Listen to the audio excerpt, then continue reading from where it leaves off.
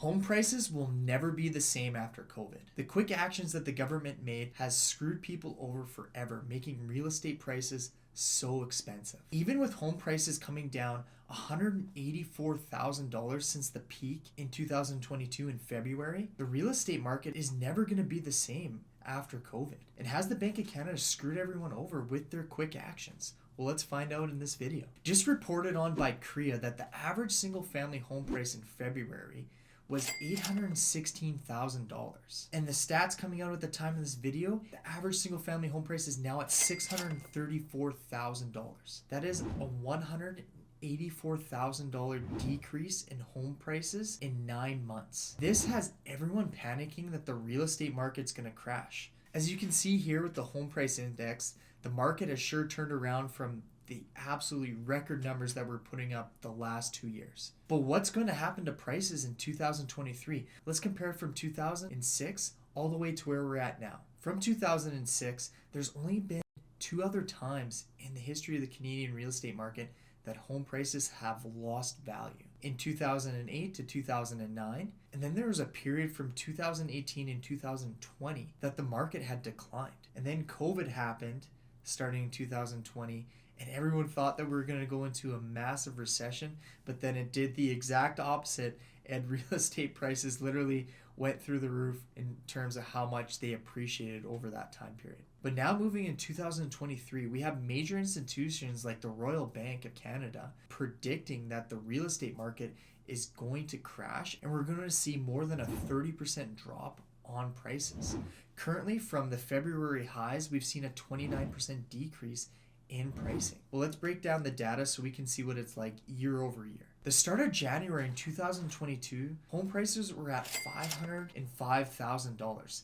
And then to end the year in December, real estate prices were at $605,000. So this was a $100,000 increase in 1 year, adding up to a 19% increase in real estate prices. To start off 2021 in January, the average home price was at $617,000. And to end the year, prices were at $711,000. This wasn't quite a $100,000 increase, but still we saw real estate prices increase by more than 15% in 1 year. Then to start off January in 2022, real estate prices were at $749,000.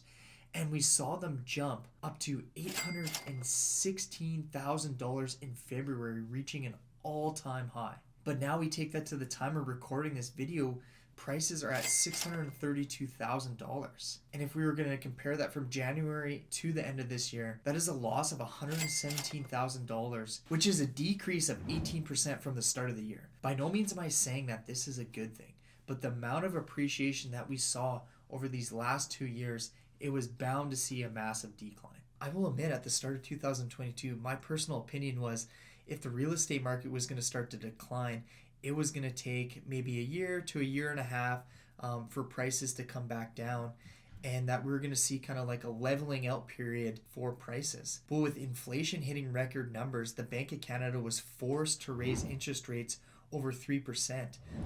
We're now seeing 5-year fixed rates at like 5.5%, where they're at 2.5% earlier at these times. And a really good metric for people to understand, because these are correlated, usually every 1% in interest both ways is a 10% effect on real estate prices. So us seeing a 3% increase, this does have around a 30% effect on borrowing power. So with the 29% decrease since our highs in February, this is totally aligned with how the metrics worked in terms of borrowing money. But there's this one area that major institutions like the Royal Bank of Canada and Goldman Sachs are reporting could play a major factor in the real estate market in the upcoming year and potentially cause a bigger crash than what we saw in 2008. And this has to do with investor ownership. We saw an increase in the amount of investor ownership in these last 2 years that added fuel to the fire on real estate prices. In certain areas in the US, you saw over 35% of homes being bought by investors. When interest rates were at an all-time low,